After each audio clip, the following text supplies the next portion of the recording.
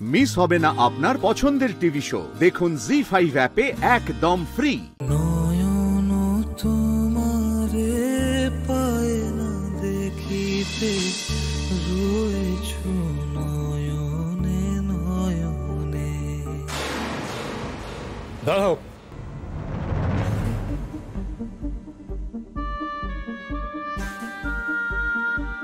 এ কি আপনি আপনি এখানে ঢুকলেন কি করে? সিকিউরিটি। আমি কথা বলছি, তুমি আগে ঘরের বাইরে যাও। আমি থাকবো না আঙ্কেল, আমি কাউকে ডিস্টার্ব করব। আমি এক্ষুনি চলে যাব। যেমন ওই ওয়েটিং লাউঞ্জে বসে থাকি তেমনই থাকবো। শুধু একবার ওকে দেখতে চাই। সবাই বলছে মেঘ কোমায় চলে গেছে, আমি সহ্য করতে পারছি না আঙ্কেল। তাই একবারের জন্য। এতখানি দুঃসাহস যে তুমি ঘর পর্যন্ত চলে এসেছো? আমি শুধু একবার ওকে দেখবো আর দেখে চলে যাব। সে অধিকার তোমার নেই। যাও, বাইরে যাও।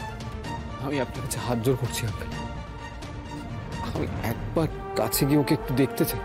এত রাত্রিরে আমাকে সিন ক্রিয়েট করতে বাধ্য করো না এখানে, সেটা আমার রুচিতে বাধে। তুমি যদি সস্তার মিডিয়ার হেডলাইন হতে চাও, মেঘ রায়কে দেখতে এসে সৌরনীল গাঙ্গুলি ঘাড় ধাক্কা খেয়েছে, তাহলে ও সবার কিছু বলার নেই। মিডিয়ার হায়নারা তো এখনো পর্যন্ত বোধহয় ওই মেঘের আত্মহত্যার চেষ্টার খবরে মেতে আছে, যদি না ইতিমধ্যে অন্য কোনো সর্বনাশের খবর তারা পেয়ে। যতটা সময় আমরা কথা বলছি তার মধ্যে আমাকে দেখে চলে যেতাম, এমন তো হতেও পারে আঙ্কেল। ও কারুর ডাকে সাড়া দিচ্ছে না, কিন্তু হয়তো আমার ডাকে সাড়া দিল। তুমি চলে যাও এখান থেকে।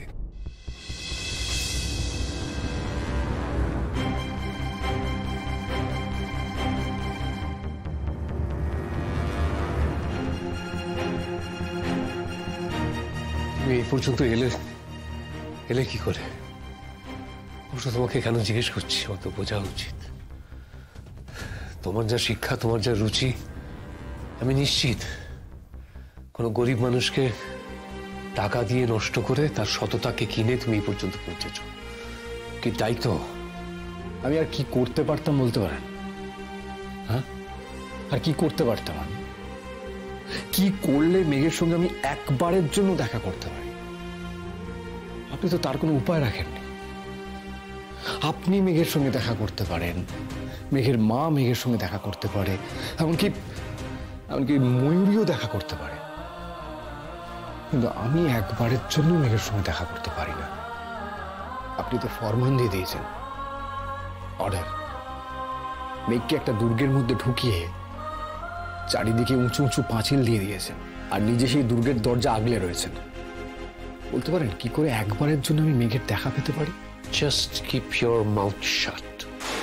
ওই ভয়ঙ্কর মেলোড্রামাটা বন্ধ করো। যেভাবে তুমি এখানে এসেছো সেইভাবে তুমি চলে যাও এখান থেকে। আমি মানছি আমি মেঘের সঙ্গে অনেক অন্যায় করেছি, কিন্তু সেটা আমি আর মেঘ বোঝাপড়া করে নেব। মেঘ যদি বলে আমাকে চলে যেতে, আমি তাহলে চিরদিনের মতো চলে যাব।